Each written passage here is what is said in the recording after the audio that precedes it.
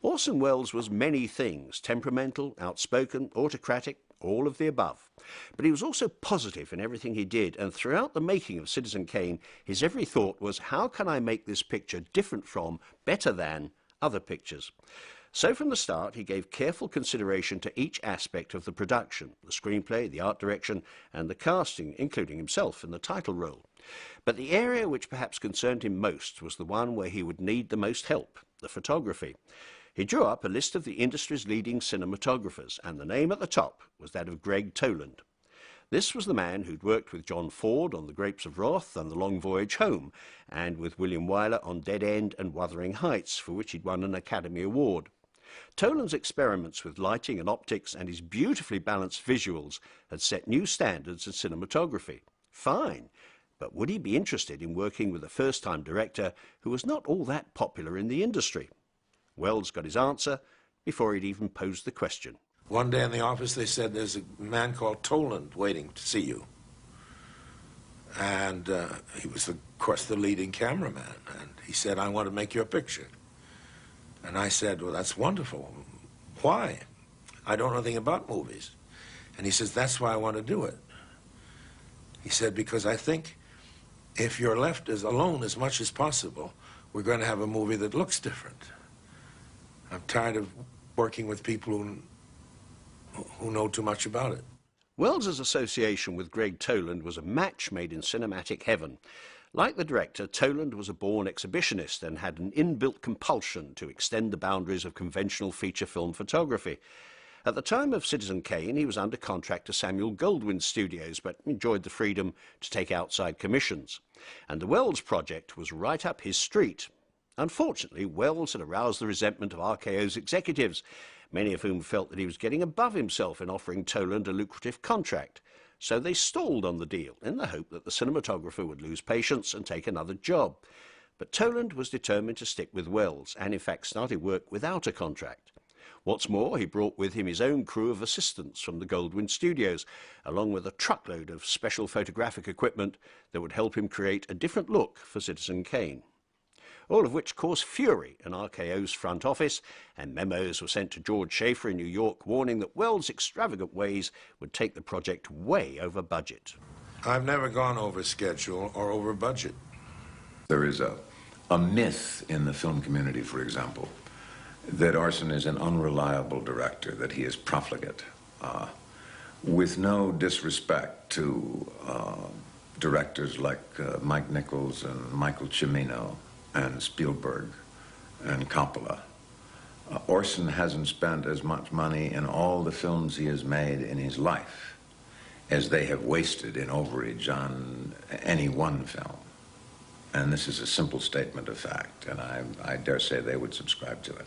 In fact, we were under budget on Kane and under schedule, but we did that by a trick because I said, I don't know anything about movies, so for about 10 days I'm just going to shoot tests. And what we did was shoot Kane. We shot 10 days of Kane before we admitted we were actually shooting. But we would have been under schedule anyway. The first of these so-called tests were held one weekend at 9:20 a.m. on Saturday, June the 29th, 1940, while the RKO executives were swanning around on the golf course or in the country club. Welles took over the studio's projection theatre, crammed in a bunch of actors, and shot the scene which, in the film, would follow the newsreel sequence. It was his first attempt at directing actors on screen. Toland handled the sequence by shooting straight into blazing arc lights, with the actors in silhouette. To cut down the glare, he applied a special coating to the camera lens. The result was that the stark contrast of bright lights and dark shadows heightened the effect of the dialogue. How do you like it, boys? Well, 70 years in a man's life. That's a lot to try to get into a newsreel. That last line, emerging from the darkness, was spoken by Joseph Cotton, who played Kane's friend Leland in the film. Now, at this point, the newsreel itself had not actually been shot, so the cast were reacting to a blank screen. However, with this projection room scene, filming on Citizen Kane finally began. Welles had taken a gamble that his experiment would work, and it did. Because it was shot unofficially, without the knowledge of the front office or the union, and without a full team of lighting technicians and props, he was already under budget and certainly under schedule, which wasn't hard because, at this stage, there was no schedule. This then was the start of the Wells-Toland partnership, and what was to happen in the ensuing weeks would create cinematic history. Looking back to that summer of 1940, it's doubtful whether any other combination of director and cinematographer could have produced the images we now enjoy in Citizen Kane. Wells' insistence on universal focus throughout the movie was a challenge for Toland, but the director had his reasons for wanting everything in focus. All movies, he said, seem to be shot the same way: foreground in focus, background out of focus. The eye doesn't see things that way. I want the audience to see everything as they would in life. And just to make things harder for Toland, Wells also went for long takes, which meant that the actors would have to deliver their lines as they would in a stage play without cuts or pickups. Wherefore Toland was compelled to choreograph his camera movements throughout an entire scene without enjoying the normal luxury of stopping to refocus. Well, this called for tremendous discipline from everyone: actors, lighting technicians, cameramen, and of course Wells, who as the director had to ensure that the scene was played at the right pace and without the need for edited intercuts. For this reason, he cast his own Mercury players, people who'd worked with him in both the theatre and on radio and knew him well. As for the length of the takes, consider this famous scene which runs for almost 4 minutes. Shot mainly in 2 camera setups, it opens with young Kane playing in the snow, then pulls back into the room, keeping the boy in clear view while his future is being discussed by his parents and his guardian-to-be. There's a great deal of movement here, as well as a lot of dialogue, yet every character and every item in the shot is in perfect focus throughout. 1 minute and 45 seconds in, as Kane's mother goes to the window, we have the first cut from the inside of the house to the outside.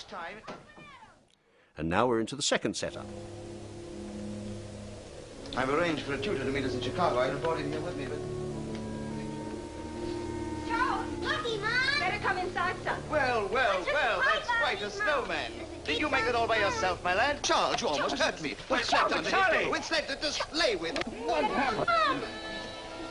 Again, the characters are perfectly framed, the camera movement smoothly choreographed, and the shot ends after almost 2 minutes with a dramatic cut to a close-up of the mother, the camera tilting down to an even more telling close-up of young Kane, and then a dissolve.